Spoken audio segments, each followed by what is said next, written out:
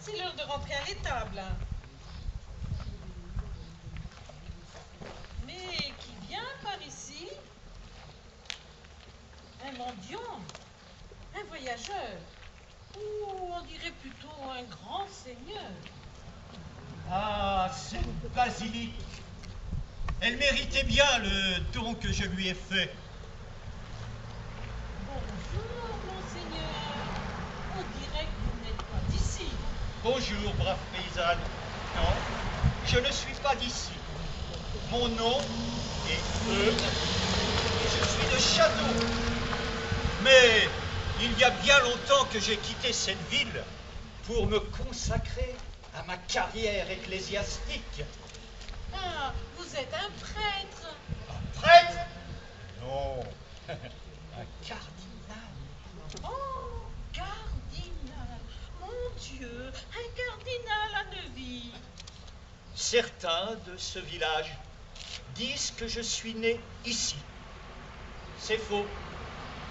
Mais qu'à cela ne tienne, les divergences quant au lieu de ma naissance n'ont que peu d'importance au regard de mon parcours. Votre parcours? Eh ben, moi, mon parcours, eh ben, c'est celui de mes chèvres le long des traits de notre Berry. Ah, j'entends bien.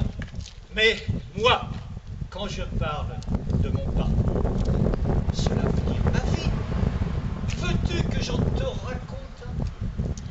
Si vous voulez, monseigneur. Mais il ne faudra pas que ce soit trop long, parce que mes chèvres, eh ben, elles veulent rentrer. Ah, c'est vrai, tes chèvres. Bon, alors je vais essayer d'être vrai. Donc, très jeune, je suis allé à Paris pour y faire des études qui furent brillantes. Ensuite, je suis devenu chancelier de l'Université de Paris. Chancelier, c'est quoi? J'enseignais aux enfants et aux jeunes gens qui voulaient devenir prêtres. J'ai été aussi nommé chanoine du chapitre de la cathédrale. Et j'ai écrit de nombreux sermons. Oh, ben, vous en avez fait des choses. Eh oui, et je les ai plutôt bien faites.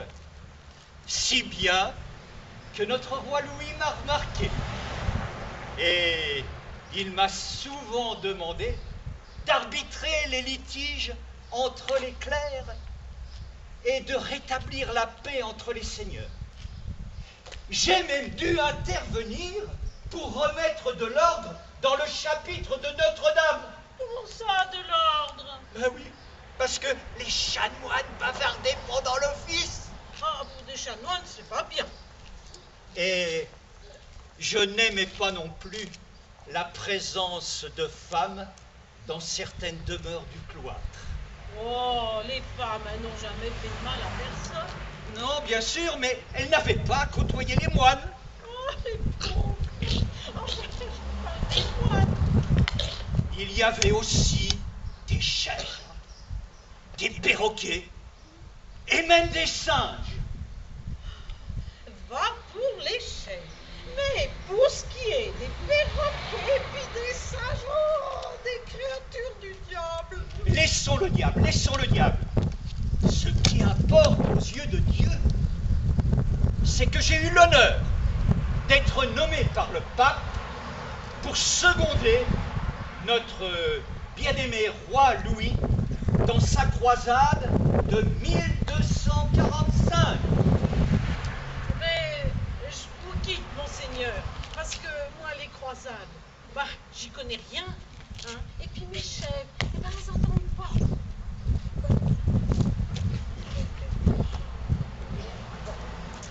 Ah, je reconnais bien là notre bon roi Louis IX. Ah, mon ami, cette croisade a été l'un des plus beaux souvenirs de ma vie. C'est Dieu qui a guidé mon destin, car j'étais presque mourant et j'ai entendu son appel. Roi de France, tu vois les outrages faits à la cité de Jésus-Christ? Jérusalem livrée au pillage, le tombeau de notre Seigneur profané. C'est toi que le ciel a choisi pour les venger. Pourtant, votre mère, votre épouse et vos frères ne vous conseillaient pas cette croisade. Ils vous trouvaient trop faible. Ma guérison a été un vrai miracle. Et j'ai compris qu'il fallait que je réponde à l'appel de Dieu. Et vous avez bien fait. J'ai été très honoré de vous avoir comme légat du pape et de m'avoir accompagné à cette croisade. Vous m'avez prodigué souvent vos conseils judicieux. Cependant, vous avez trouvé mes conseils un peu sévères, en particulier sur l'île de Chypre, rappelez-vous, où la beauté des paysages et surtout de ses filles échauffait un peu l'esprit de vos soldats. Mon biographe Joinville n'a pas toujours été d'accord avec vous, notamment après la défaite de Mansoura. Ah, Mansoura, cette bataille où votre frère Robert a été tué. Il avait mérité le paradis du royaume des justes. La défaite de Mansoura a été un désastre pour mon armée. Et moi, j'ai été fait prisonnier. Mais contre le paiement d'une rançon, j'ai été libéré. Mon fidèle Joinville me conseillait de rester et vous de partir. Oui, parce que je pensais qu'il était inutile que vous restiez. De toute manière, quelque temps plus tard, la nouvelle du décès de votre mère, la reine Blanche de Castille, vous a obligé à partir. Je ne pouvais rester, car ma très chère mère venait de trépasser.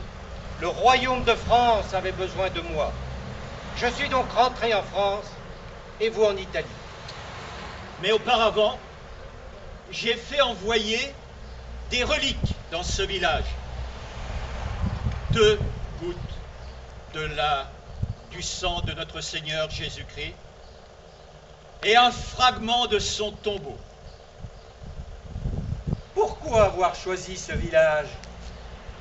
Parce que je suis né non loin d'ici et que cette belle église collégiale a été bâtie suivant les plans du Saint-Sépulcre à Jérusalem. Elle méritait bien un tel trésor, non?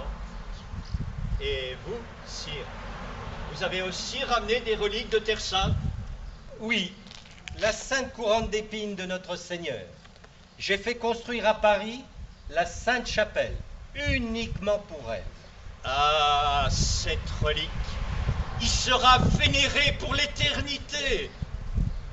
Et votre nom, Louis, il sera associé pour toujours. Et vous, votre nom sera associé à celui de Neuvy Saint-Sépulcre.